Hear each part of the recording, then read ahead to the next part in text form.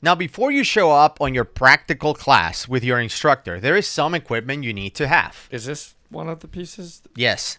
Number one is you need to have a Dive Talk Go closed circuit rebreather. Right? You have to have a rebreather. Really fast. What is the components of a Dive Talk Go rebreather? You have to have the oxygen cylinder.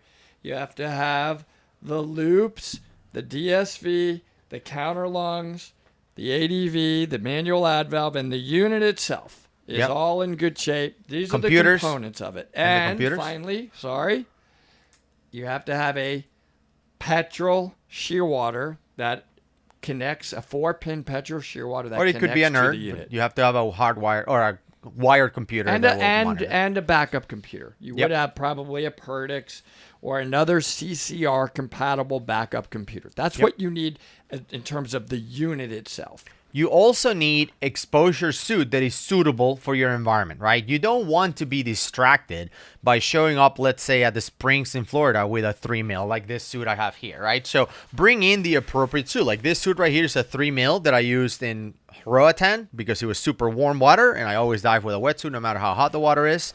But you don't want to show up with a 3 mil suit at the Springs and then be freezing and have that distract you. And it really is dangerous to be cold while you're on a rebreather. There's a lot of science behind this that can contribute to decompression illness. Yeah. It can make your breathing rate faster where you're using up the sorb quicker. And I don't think I've ever dove with a 3 mil. The minimum I use is a 5 mil. I want to be warm and comfortable in the dive always. Right. Especially because perhaps you're used to, let's say you're on the Springs and you're like, oh, I can do that with a 7 mil, no problem, or a 5 mil, no problem, because I can get in the Springs with like a 3 mil and do like a short dive and I'll be fine.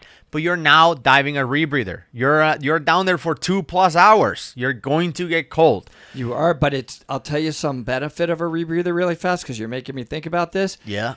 Warm, moist air is internally going into your body. There's actually a reaction when your air mixes with the sorb, and it makes it a little bit warm, so the air feels warm and moist, unlike that dry, cold, compressed air that you get in open circuit. Yeah. That's another big benefit of rebreather diving, warm, moist air, so you're heated internally. Yeah, for sure. I will say that if you are like on the fence, if you're like, should I wear a 7 or should I wear a dry suit? Which, by the way, you can wear a dry suit during training as well if that's what makes you feel comfortable. Just get the warmest one. Like if you're between a 5 and a 7, get the 7. If you're a 7 in a dry suit, get the dry suit. Like always aim for being warmer because you're going to be down there for a long time. These dives, some of these dives will be long.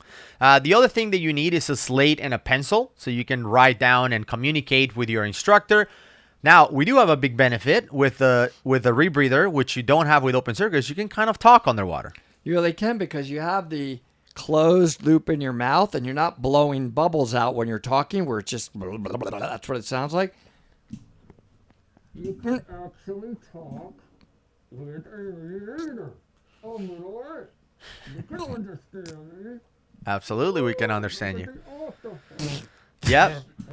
It's an octopus. Wow. Cool, right? Okay.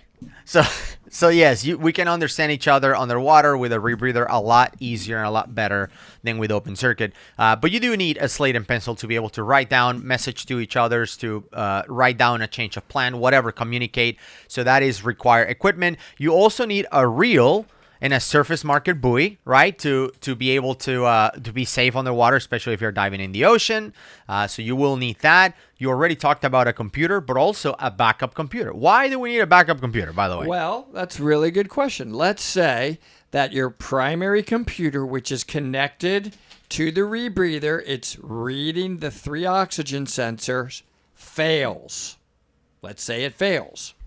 Your backup computer was mimicking the partial pressure that you told this dive computer that you're going to dive at. So it's keeping track of your decompression obligation, not connected to the unit, but that's why you need to maintain your partial pressure. You need to be making sure you really do that partial pressure because the other computer is just assuming that you're keeping that partial pressure, and you could switch to it, go to open circuit, and get out of the dive, right? So You have a backup computer that is estimating what your decompression obligation is, what your total time to the surface If you is, stuck to the plan. assuming that you kept your partial pressure accurate during the dive, which is another reason you need to be able to do that. And So- is one of the things that you actually get better at. Because I remember when I started diving rebreathers, I would look at my backup computer, and it would say, you have 12 minutes of deco. And then I would look at this one, it would be like 15. And I'm like, oh, I didn't do a good job keeping the plan, right? Because again, the idea is you tell this computer, I promise you, I will stay at 1.2. And then if they don't match, then something happened, right? If the deco time is lower on your computer that is connected to the rebreather, then your PO2 was on average higher than 1.2. And that's a good point that you really do get better because they're usually like dead on now, aren't They're they? perfect, You look yeah. at both of them, you're like, well, they both say 2 minutes to the surface. That means you were keeping your partial pressure at your set point. You had that discipline for sure. The other thing that you should bring is a knife, a C cutter or shear, something not exaggerated, something sensible like this would be nice. Why do we need a cutter or a knife in every training? In every Dive. in every level. This is open circuit 101. Unfortunately, you could potentially get tangled in fishing line or in a net or something else that you may need to cut yourself out of.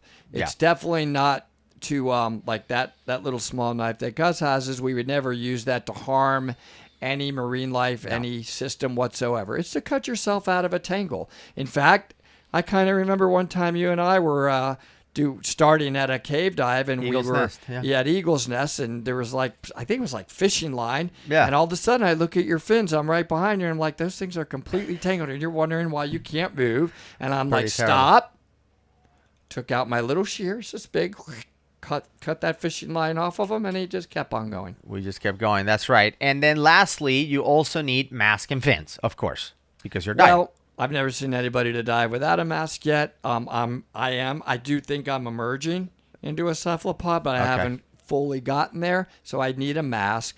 And then I think fins, though, so a proper fitting mask, I will say. Now, you do not want to have to constantly be clearing your mask while you're on a rebreather. So really make sure this thing is properly fitting and not leaking, because you want to keep that volume of air on the rebreather pretty much the same, that minimum loop volume, or it's going to be constantly affecting your PO2 and your buoyancy.